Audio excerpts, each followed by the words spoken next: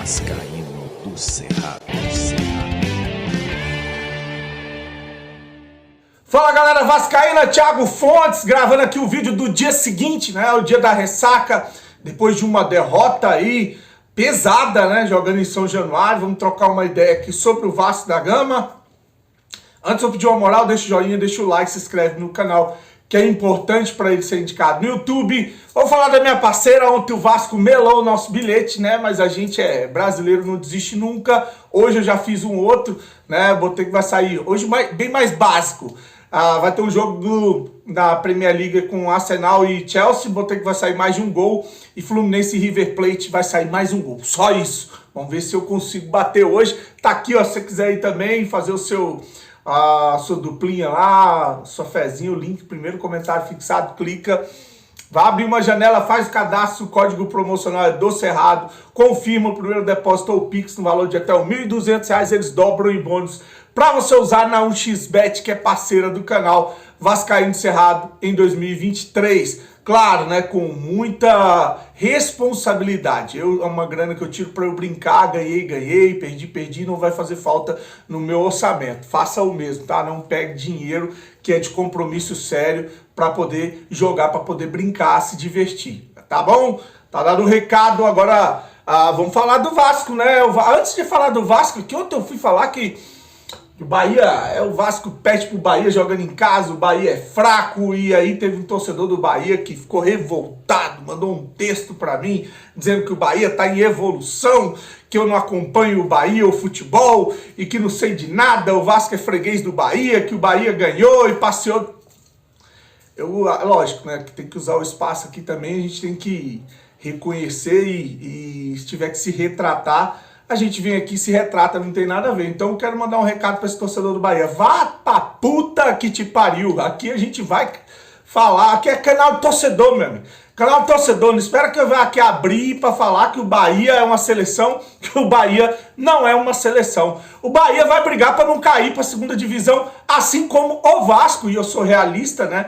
O Vasco que entrou em campo ontem, o Vasco que jogou a partida contra o Atlético Mineiro depois de ter marcado 2 gols ali nos 15 minutos, esse Vasco também certamente vai brigar para não cair para a segunda divisão, né?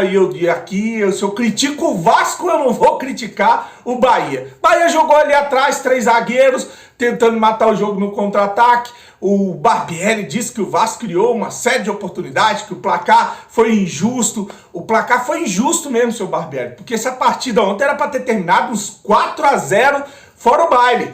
O Vasco não teve tantas chances claras de jogo, de gol, como teve o Bahia, né? O Vasco ali no primeiro tempo o que criou foi umas 2, 3 bolas lançadas pro Alex Teixeira e só. Não tem esse negócio de o placar foi injusto, o Vasco jogou mais, né? Jogamos bem, só que o placar foi mentiroso, e o Barbieri falou sobre isso, né?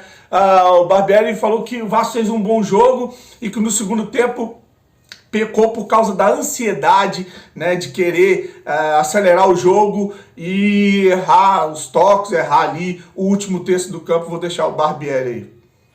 Não foi um jogo ruim em relação ao volume, ao que a gente criou. Os jogadores imprimiram uma intensidade altíssima do começo ao final, mas sem dúvida nenhuma é um resultado ruim. Mas volto a dizer, eu acho que mesmo assim hoje a gente criou um bom número de oportunidades, pelo menos para que o placar fosse outro, né? E aí faltou realmente a gente ser mais eficiente, a gente conseguiu roubar muitas bolas pressionando eles lá na frente, faltou definir melhor, conseguiu explorar esse espaço nas costas da defesa, faltou definir melhor. E eu acho que no segundo tempo, volto a falar, a gente cedeu um pouquinho a ansiedade, quis acelerar demais, acabou cometendo muitos erros, tanto é que no segundo tempo eles tiveram até muito mais situações de contra-ataque, até de perigo, o Léo Jardim fez boas defesas, porque a gente passou a errar bastante por querer acelerar demais. Então tá aí o Barbieri, e a desculpa sempre é a mesma, né? A desculpa do fracasso é sempre a falta de eficiência. Mas alguém é responsável. Ou o Barbieri nas escolhas dele, ou o Paulo Brax na hora de contratar jogadores. O que não pode é levar esse argumento, a desculpa do fracasso, até o final do Campeonato Brasileiro. Criamos oportunidades, jogamos bem, jogamos melhor, as chances elas apareceram, mas o Vasco não teve eficiência para fazer o gol. A tônica é a mesma do jogo contra o Fluminense, onde a gente foi melhor, jogou pra caramba, e o Cano em 10 minutos resolveu o jogo para o Fluminense. É a mesma dos jogos semifinais contra o Flamengo, tivemos volume, dominamos o Flamengo, jogamos de igual para igual, criamos oportunidade. Resultado final, tomamos 6 gols do Flamengo em 2 jogos. É a mesma agora com relação ao Bahia, e vai ser a mesma até quando? Né? Porque os outros times não vão ficar aí se pendurando ou se segurando nesse argumento de que criamos, jogamos muito, mas não botamos a bola para dentro. Ou coloca a bola para dentro, ou alguma coisa está errada. Ou errada nas escolhas do Barbieri, como eu falei, ou errada no planejamento do futebol. Não temos jogadores capazes de colocar ou de ser eficiente, né? Esperava-se isso do Pedro Raul, espera-se isso aí também esperar isso do Peck, do Alex Teixeira, aí é brincadeira, né? Aí não dá.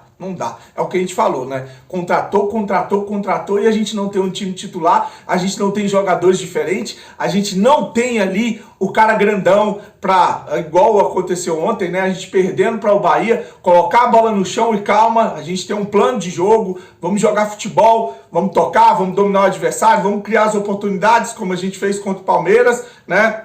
Sem desesperar, ter um tempo inteirinho para jogar e não sair de uma maneira atabalhoada como o Vasco fez, chovendo, fazendo chuveirinho na área, jogando de forma totalmente desastrosa, bagunçada, com as entradas dos atacantes que não resolveram, o tal do Cruz, o outro meia também, que é horroroso, o tal do Carabarral. Então, tudo errado. Não tem como se achar que alguma coisa ontem foi legal. Tem torcedor dizendo que o Vasco amassou o Bahia, o Vasco teve chance no primeiro tempo, você está equivocado. Cara, futebol é estratégia. O Bahia, claro que não ia jogar como o Palmeiras e o Atlético Mineiro contra o Vasco, até porque não tem esse elenco, não tem jogadores de qualidade para fazer isso. Mas o Bahia veio com um propósito e jogou dentro do que foi programado para jogar, fez um jogo muito mais competente do que o Vasco. Ficou ali segurando os ataques do Vasco, jogando no contra-ataque, fez o gol, no segundo tempo administrou a partida, teve chance de meter 2, 3, 4, se fosse um time melhor, tinha goleado o Vasco em São Januário. Então, essa narrativa ou essa desculpa, esse argumento para o nosso fracasso, ele não pode ir até o final do Campeonato Brasileiro, porque aí a gente vai chegar lá e cair para a segunda divisão com esse papinho de que, olha, triste, né? A gente criou muito, a gente fez um excelente Campeonato Brasileiro, a gente jogou muito contra os grandes times do Brasil, né? Porque agora a gente é um time pequeno, né? Mas, infelizmente, a gente não foi efetivo, infelizmente, a bola não entrou. Tá aí, e o Barbieri falou sobre a arbitragem, viu? Trouxe ali uma história de que os cartões que ele está tomando é recado de alguém, não sei se da CBF, da comissão de arbitragem, mas estão perseguindo ele. Eu entendia isso, estão perseguindo ele e o técnico do Palmeiras, que o recado foi dado e que não está entendendo por que o Vasco está tomando esse tanto de cartão, questionou o critério da arbitragem, e nisso aí eu vou concordar com o Barbieri, né? Ele cita o jogo do Botafogo-Flamengo, aquela entrada, eu já tinha falado isso no vídeo, a entrada do jogador do Botafogo era para cartão vermelho direto, não era nem para amarelo, mas a entrada do jogador do Flamengo ali também era para cartão, para ser expulso. O critério não foi usado igual. Com relação aos acréscimos, ele reclama porque deram 7 minutos de acréscimo contra o Palmeiras, contra o Atlético, e o Vasco ontem perdendo deu só 3 minutos de acréscimo. Então nisso aí eu concordo com ele. Falta de critério da arbitragem. A arbitragem no Brasil é um lixo, né? É algo podre e tendencioso, e a gente sabe como é que funciona. Então o Barbieri falou também da arbitragem. Isso é preocupante ou não? O que você fala sobre essa questão? Boa noite, Wellington. Eu acho importante tocar nessa questão. O meu cartão, como foi o cartão do Abel na primeira rodada, foi um recado. Eu sei quem mandou o recado. E hoje também foi uma situação que eu não entendo, porque foi um lance em que eu abri os braços, o Flávio estava de costas, do outro lado do campo. Aí eu pergunto a você, como é que o Flávio, de costas do outro lado do campo, sabe para quem que eu abri os braços? Ou eu não posso abrir meus braços para o meu jogador? Aí um outro ponto a gente vai ganhando do Atlético Mineiro, fora de casa, 7 minutos de acréscimo no primeiro tempo. A gente vai ganhando do Palmeiras em casa, 7 minutos de acréscimo no primeiro tempo. A gente está perdendo em casa 3 minutos. Eu acho que foi o único jogo de todos que eu vi no campeonato que deram 3 minutos no primeiro tempo.